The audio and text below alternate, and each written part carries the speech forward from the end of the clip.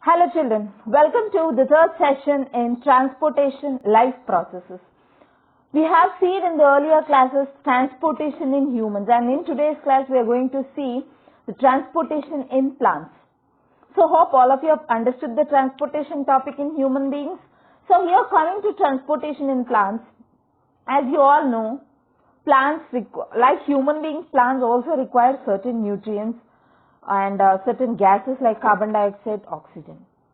So how come these are transported from one part of the plant to the other part? This transportation can be sometimes up to a shorter distance, and sometimes it can be to a longer distance also. So depending on the plant size, this varies. So do you think plants require only carbon dioxide as a raw material? Do you think so?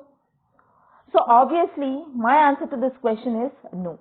Because apart from carbon dioxide, this also requires certain nutrients or certain nutrients like nitrates, phosphate, and certain minerals like zinc, sodium and all from the soil. So you know that carbon dioxide, with the help of sunlight, it gives sugar to plants, or it prepares food. Okay, plants prepare food by the process called photosynthesis. So these nutrients, extra nutrients like nitrogen, phosphates and all, these are helpful for the growth of the plant. So apart from carbon dioxide, this also requires a certain other nutrients like nitrates and phosphates and certain minerals. So these are taken up by the roots to leaves in order to prepare the food and to prepare certain nutrients that are essential for the plant growth. So coming to how these nutrients are being transported in plants. So here, if the distance between the roots and leaves are shorter, so this transportation can be done by a simple process called diffusion. As I told you earlier, diffusion is a simple process by which exchange of materials takes place. And if the plants are very large, definitely they require a transport system. So here plants are having two types of transport systems or two conducting tube pathways. So here coming to the transportation in plants. In plants, transportation of materials like food, water and minerals takes place through conducting tissues. I told you earlier. So the conducting tube pathways are, the first one is xylem and phloem. So here let's see in detail what is this xylem and phloem. So coming to the diagram, you can see the cross section of a stem. Okay. So here if you observe, you can see vascular bundle there, right? So here in that vascular bundle, exactly xylem and the phloem conducting tissues are present in a cross section of a stem, or you can say in a cross section of roots particularly, you have xylem and phloem, which is a conducting tissue. Okay. So here let's see in detail the structures of phloem and xylem in the vascular bundles. So I think you people know the cross sections of leaves, stem, roots and all. In your previous classes you have learnt the cross sections of leaves and all. So here let's coming to xylem. So let's see what is the function of xylem, and I'll tell you the exact location and structure of xylem. So here xylem, this transports water and minerals from the roots to all parts of the plant.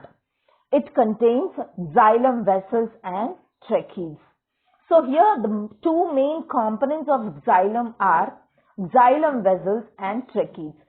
So let's see what is the function of xylem. So xylem, this is helpful in the transportation of water and minerals from the roots to all parts of the body, or all parts of the plant body. So here I told you the components of xylem are like xylem vessels and trachees. What are the xylem vessels and trachees? So in the next slide you will be having the structure of a xylem. There I will be telling you what is a xylem vessel and trachees in detail. So here water and minerals, here you have a mistake. So water and minerals from the roots are transported to the plant by diffusion. Okay. So here diffusion, it is nothing but it is the transfer of material from a region of higher concentration to a region of lower concentration. That is called as diffusion.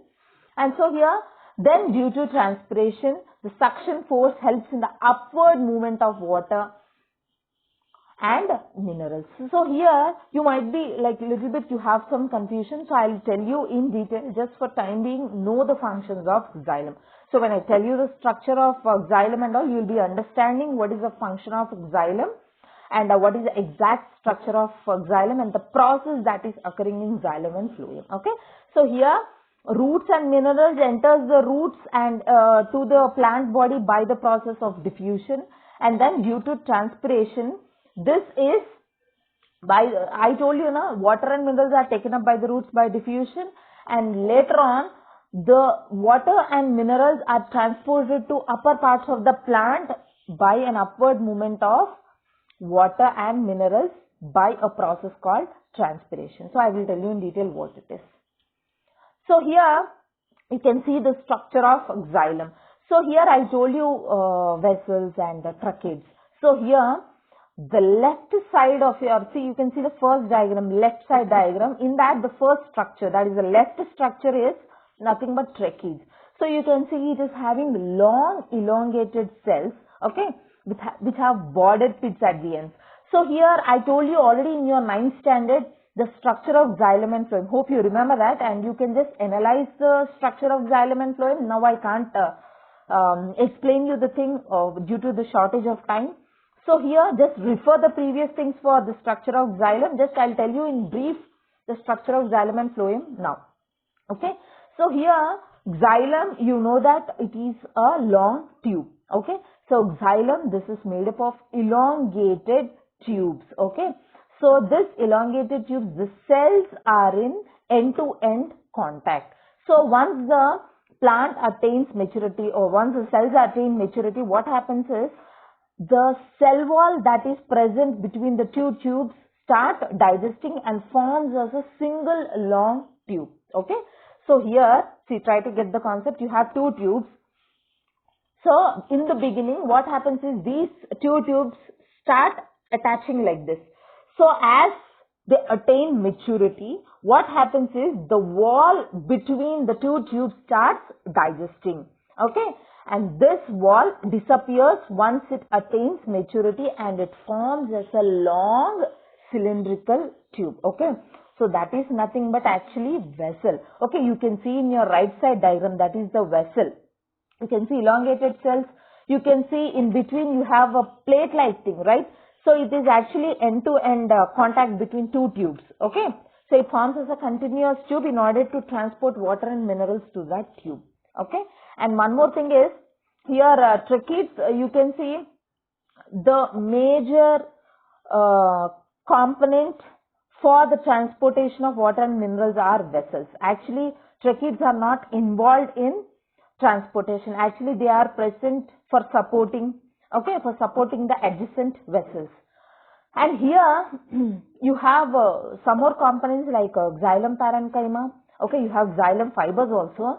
So all these are present to support the, what you say, xylem. Okay, in order to support the cell and all, they are present. Okay, the only thing that is usually helpful for conduction of water and minerals is vessels, and sometimes this also requires sideways conduction of water, and this is done by tracheids also.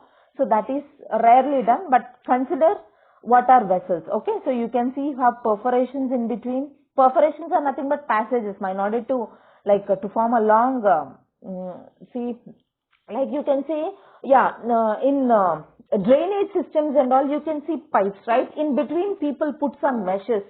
Okay, so in between one mesh and after some distance you have some mesh, right? So in the same way you have tubes also. So actually it is a long tube. In between you have perforations, or you can say sieve-like things, right? In order to transport the materials and all. Okay.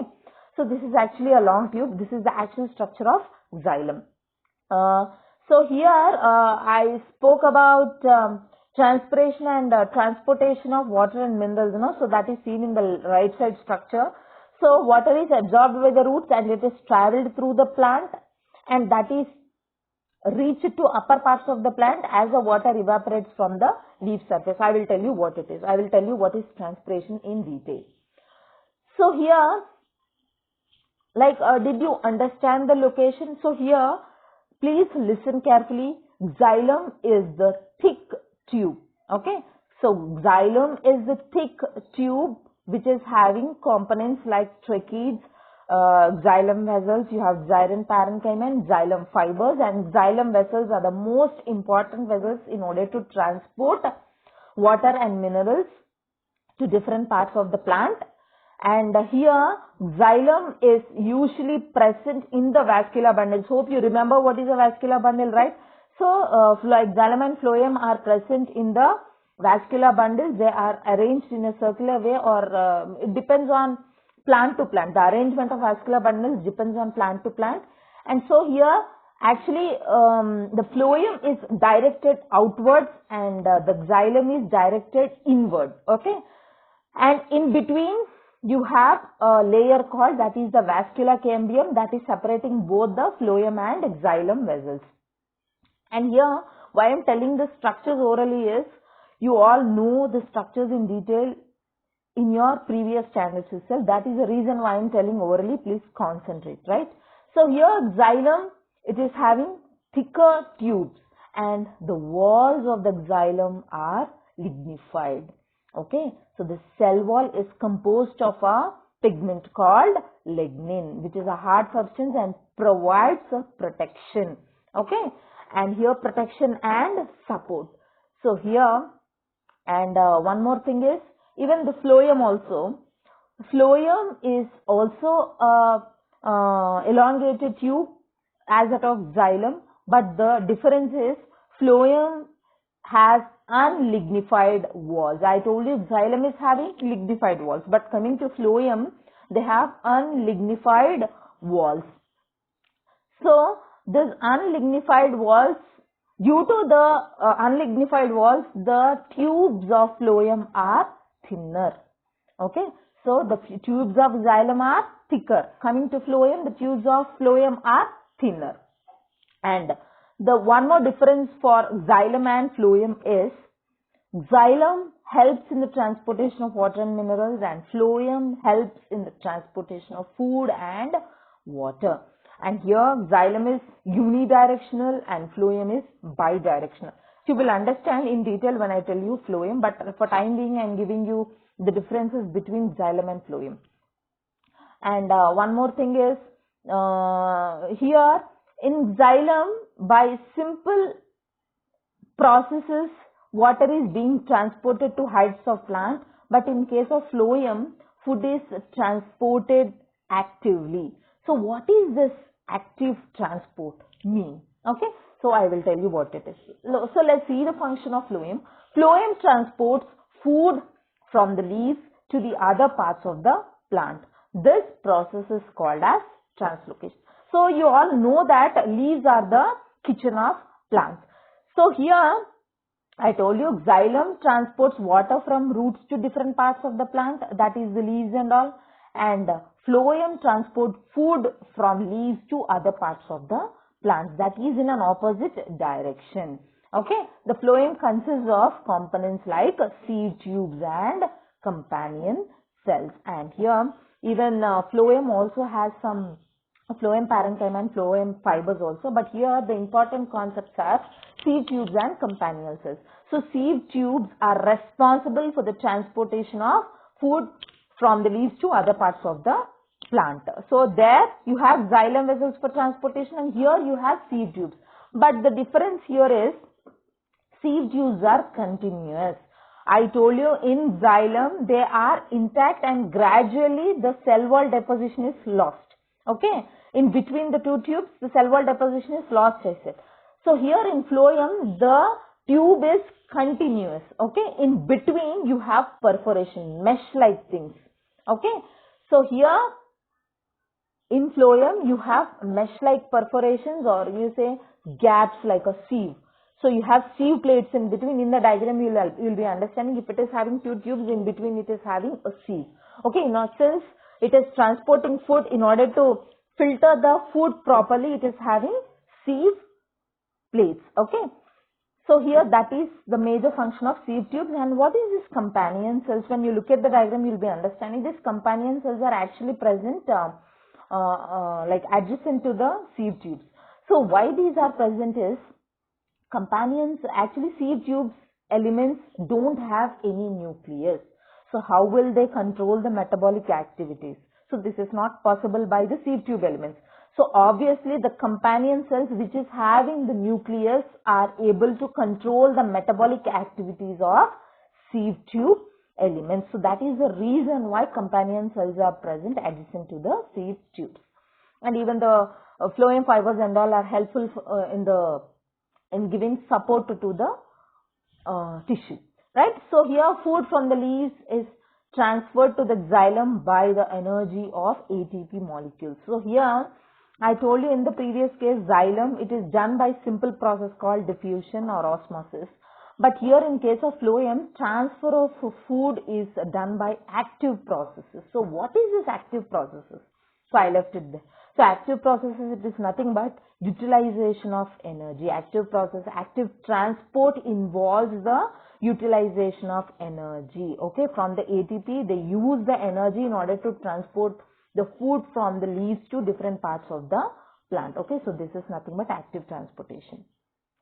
And so due to osmotic pressure, water enters the phloem and helps in the transport of food. So the topic might be confusing. So once you look at the diagram, you will be understanding the concepts in detail. So please note down the matter that is present on the slide. So on the on viewing the diagram, I'll explain you in detail what it is. Yeah. So here you can see the left side diagram, the top diagram.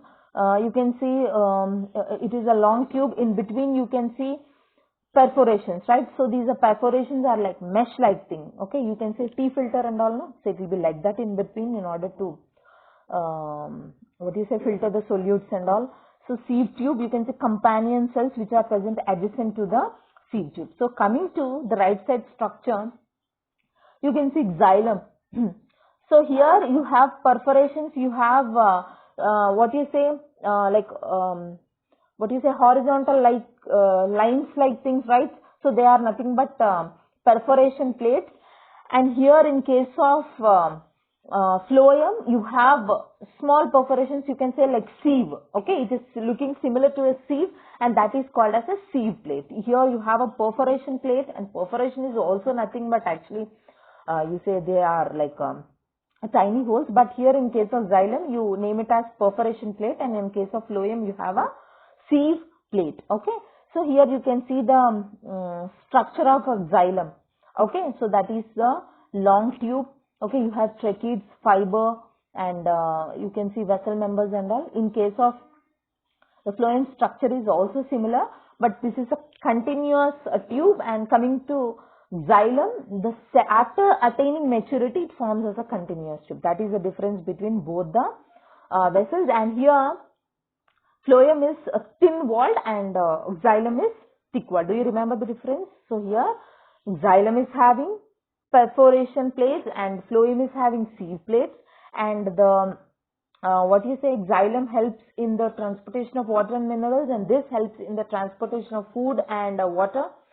And these are thick walled, it is lignified, and these are unlignified walls which are thin walled. Okay, so that is, and here the movement of water is unidirectional, and here the movement of water is bidirectional. This can be in both the direction, that is upward and downward direction in case of phloem. Okay, so that is the difference between xylem and phloem. So here this is a vascular tissue, you can say vascular bundle, sorry, this is a vascular bundle, you can say the transverse section of a vascular bundle. So you can see you have a cortex. The upper layer is called the epidermis, and the middle layer is the cortex, and the inner layer is endodermis. You all know that. So I told you phloem is extended outward, that is, it is directing towards epidermis. Okay, so you can see the dark green, you can see petal like things, right, on the transverse section of the vascular bundle.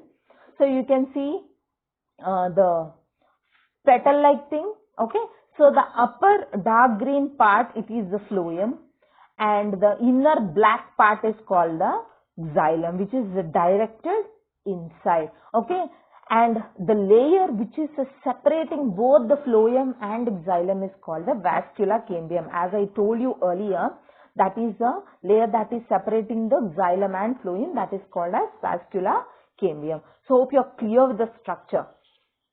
And next is, we can see the transportation of water and food through xylem vessel and phloem vessel. So what I have told you orally, that is shown in the diagrams. Okay.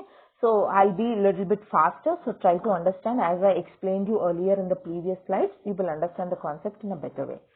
So here, xylem vessel, you can see thick walls stiffened with lignin. So I told you, it is usually lignified, it is having lignified walls which is thicker, and here you can see water is moving in an upward direction, which is one way only. So coming to phloem, you can see here you have sea plates in between. Food is transported both from upward direction and downward direction. It is having a two-way flow. Okay, and here in case of in case of xylem, you don't have end walls with perforations. Okay, so at the time, at the place of intacts only, you will be having a perforation plate. Okay, actually it is not having any end walls between the cells, but in case of this phloem, they have end walls, that is the sieve plates. Okay, end wall perforations are present in case of each cell. Okay, and this is the structure of xylem and phloem. So here this is nothing but I've shown you the previous diagram, that is what is absorbed by the root hairs. Okay, so by suction pressure and capillarity, it is moving up as the water is lost by transpiration. Okay, so here let's see like how water is being transported upward. Okay, so water absorbed into roots through root hair cells. So water carried to leaves through xylem vessels. Water evaporates from underside of leaves. Water escapes through holes called stomata. As water evaporates, more is sucked up xylem. Stomata open and close to control water loss. Open, O2 and CO2 enter and exit. Closed, reduce water loss. So what are these points? So here what are they talking about? So here they're talking about transpiration. So here how water, so I told you like water and minerals are transported from root hair to the leaves. Okay, but how this water is being transported in an upward direction? Okay, so this you have to think about this, because how water is coming up and how food is being transported to various parts of the plant, there might be some pressure which is acting in both the cases. So here let's talk about transpiration in xylem. Okay, so here let me explain you orally. So take a plant.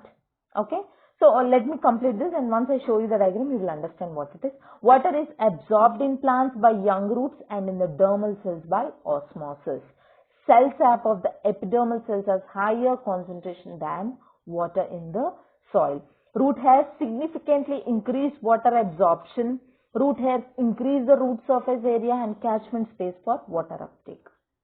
So I will tell you what it is. Okay. This is the xylem pathway and transpiration phloem pathway. This is diffusion and osmosis. This is diffusion. So diffusion is movement of molecules from a region of higher concentration to a region of lower concentration. These are the two terms which are playing an important role in this chapter. Next is osmosis, from a region of lower concentration to the region of higher concentration. So I will be explaining you what are these terms involved in the transportation of water and food. So osmosis in plants, yes. So here I told you how the movement of water molecules will be done in plants. Okay, so here looking at the diagram, you will be understanding what it is. Now I told you roots are the ones which are helpful in the absorption of water. So here what is happening is root hairs.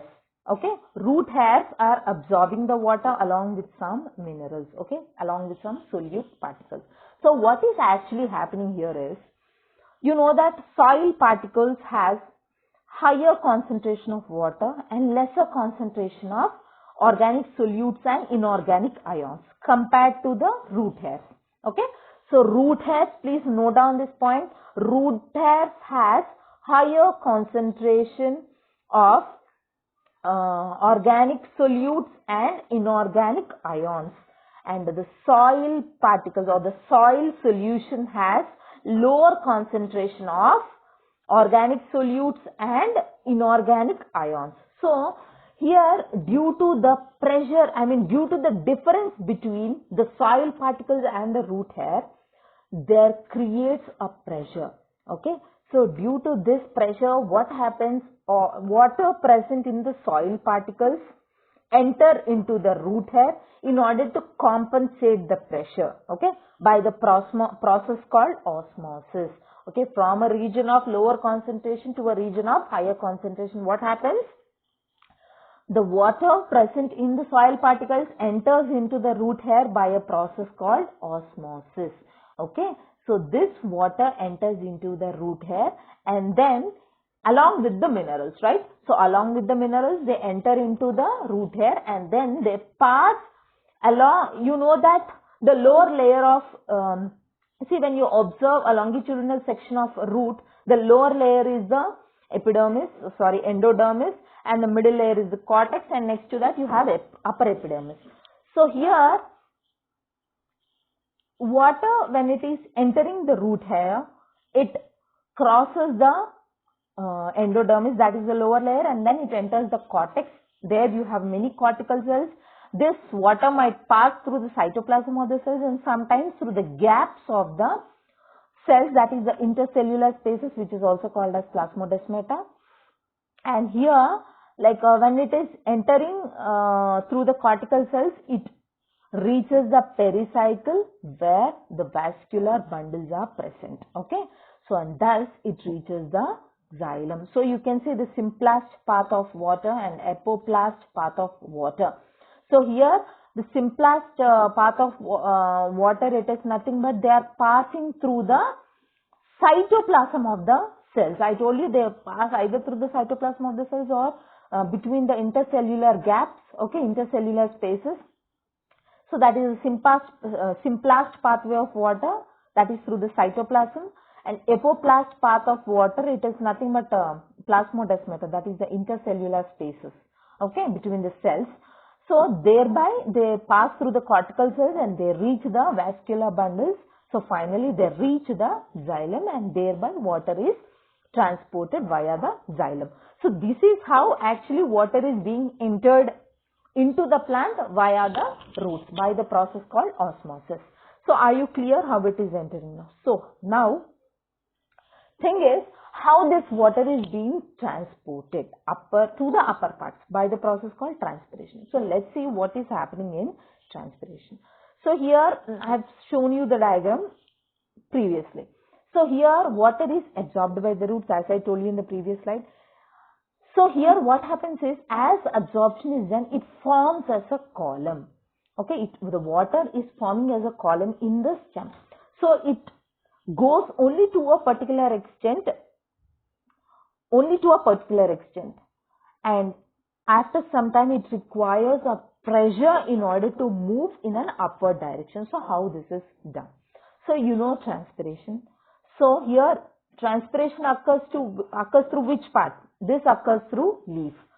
So here you know that leaves have stomata, and stomata usually they regulate the opening, guard cells usually regulate the opening and closure of stomata, as I told you earlier. So during daytime photosynthesis takes place due to the trapping of light and their carbon dioxide releases, and during night time no photosynthesis takes place. So here usually daytime photosynthesis takes place due to the opening of stomata. So at this time what happens is water is lost through the stomata. Okay, so water is lost through the stomatal pore in the form of water vapor. So here what is happening is, guard cells has a pigment called, okay, so guard cells has a pigment which traps sunlight, okay, so which traps sunlight, and this pigment helps in the trapping of sunlight and thereby prepares food. That is, this forms glucose from starch. Okay, due to the formation of glucose, this glucose traps more and more water, and due to this trapping of water, I told you in the previous case, guard cells absorb water during daytime. Okay, so during daytime, guard cells absorb water and they became turgid. Okay, so they become turgid and they move apart like this. Okay, so usually they are like this. Once they absorb water, they become like this. Okay, so what happens, due to the absorption of water, they open the stomata and water is lost in the form of water vapor outside. And so, as the water is lost outside in the form of water vapor, there creates a gap in the cell, and this gap is immediately fulfilled by the water that is present in the next cell. So here, as it absorbs the root, here the lower portion of the root absorbs water, and this will be replacing one by one. So here see, for example, when you drink a cool drink using a straw, what happens? Here once you sip, okay, once you sip inside, there creates a pressure in the straw and the water starts, or the drink starts moving upward, right? So here what is happening, due to the pressure that you are giving with your mouth, the water is moving upward and directly it enters into your mouth. The same way the transpiration process is also done. So as the water vapor is lost, there creates a gap. This will be replaced by the lower portion of the water, and this will be replaced, and as a result water is transported to entire parts of the plant body. Okay, so here my question is, I told you a pigment which is responsible for trapping of light in guard cells. So please, once the schools are open, you please come with an answer. The pigment that is present in the guard cells that is responsible for the sunlight. I will not give you the answer for that. Okay, so my question is, the pigment present in the in the guard cells that is responsible for holding light. And one more thing is, I told you starch is converted to glucose, and so here you have an enzyme that is helpful for conversion of starch to glucose. So name the enzyme that is responsible for the formation of glucose, and here during night time also there will be an enzyme that is responsible for the conversion of glucose to starch, which helps in the loss of water and thereby the guard cells close. Okay, so name the enzyme that is responsible for formation of starch also. So this is your 3 questions that you need to answer apart from the worksheet that is given to you. Okay, so this is how transpiration takes place. So hope you have understood the concept osmosis and transpiration. Okay, so don't confuse. So osmosis, it is seen in root, and transpiration is seen in rest of the plant body. Okay, so this is how transpiration process is done. You can see how this water is being conducted upward and how water is evaporating through the stomata in leaves.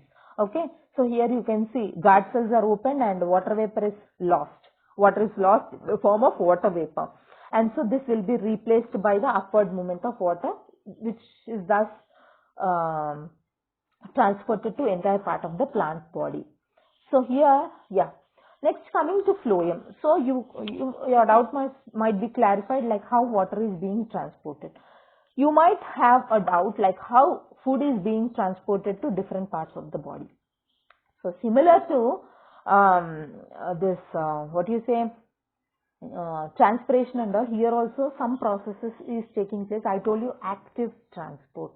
So what is this active transport? So what happens is, leaf. So leaf, it is, what it will do is, this leaf lowers the concentration of sieve tubes. Okay, So the leaf lowers the concentration of sieve tubes by sending some solute particles into the, into the sieve tubes. Okay, so as a result, what happens? Water also enters into the sieve tubes due to a pressure called osmotic pressure. See here, sugar enters sieve tubes, water follows by osmosis. High turgor pressure, sugars leave. So here, see, like once you read that, you will be not understanding what it is happening. So here I told you leaves are the sites of photosynthesis. So what happens? Sugar is forming there. So here what is leaf doing is, leaf is sending the sugar molecules into the sieve tubes. So once it is sending the sugar molecules into the sieve tubes, what happens is a pressure is created, which is called as osmotic pressure.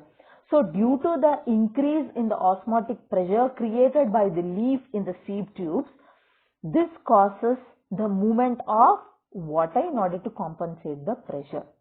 So what is happening is, along with the sugar molecules, water also enters into the phloem from the xylem vessels. Okay, so this this food particles, that is the sugars and certain amino acids are also produced. So along with this, water is being added, and water is transporting the sugar molecules and certain amino acids to different parts of the plant body. So this is how food is being transported from leaf to different parts of the body. And here, and simultaneously, I told you, like a pressure is created by the leaf by pushing the sugar into the sieve tubes. Okay. And here at the bottom, that is the roots, the sugar is entering, the sugar is leaving the sieve tubes for metabolism and storage. See, actually the sugar is sent to different parts of the plant body, to certain storage organs in fruits, flowers and buds and all. Okay, so there it is sent. So there what it is happening is, the sugars leave the sieve tubes for metabolism and storage. So once it enters the storage parts, the water is also left, and thereby a pressure is created. Did you understand, ma? So here leaf is creating an osmotic pressure in the sieve tube. And here how this movement is done is, so their pressure is created in the sieve tube by entering, by sending the sugar molecules into the tubes. And simultaneously what is happening is, this sugar that is transported is leaving the sieve tube into the storage organs. Okay. And water is also left by the process called osmosis.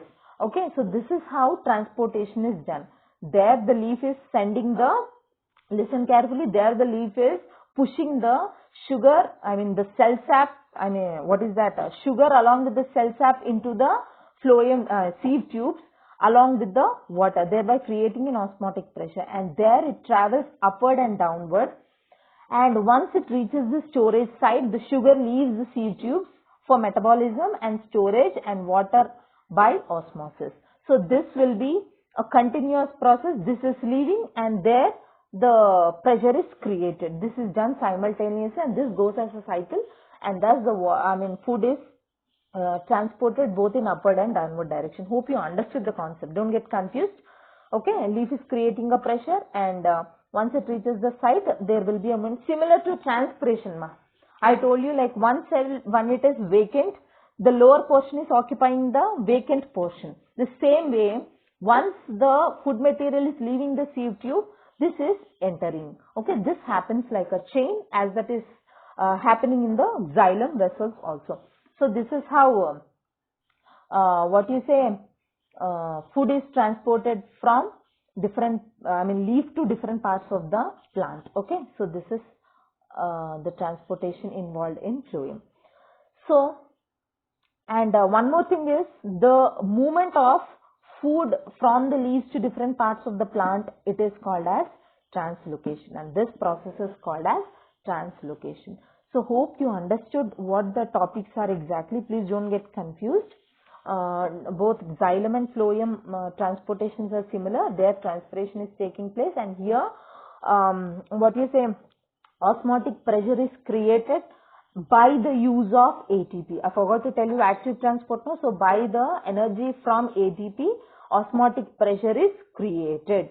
Because I told you leaf is sending the sugar molecules to sieve tubes. So this is done by by spending some energy from the ATP.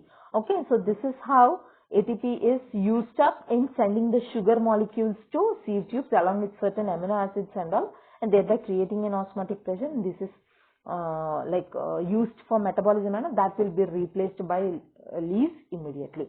Okay, so this is how food is being transported by phloem and water is being transported by xylem. So that's it for today's class, and this is the end of transportation both in plants and humans. So in the next class, we'll be speaking about, we'll be learning more about excretion. Okay, thank you.